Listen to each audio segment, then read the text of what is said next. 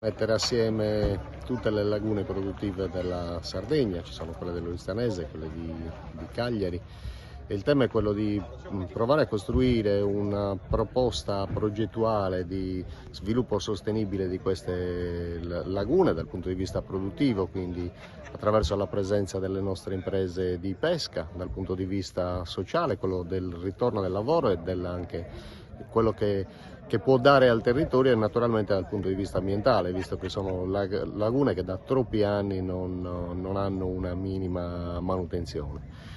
Il tema dei cambiamenti climatici ci porta a ripensare da subito le azioni da fare. Sono lagune che rischiano di non essere sostenibili nei prossimi mesi e nei prossimi anni.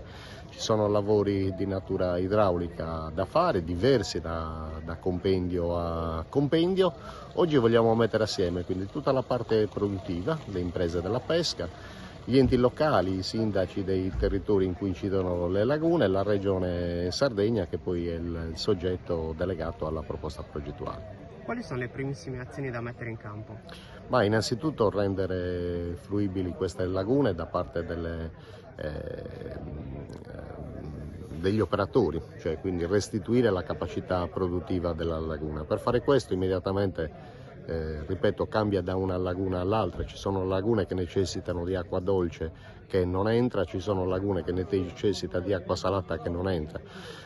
Ormai tutte le lagune, l'altezza dell'acqua ormai è ricoperta dalla terra e altri prodotti, quindi tendono a scaldare molto prima rispetto a come erano un tempo.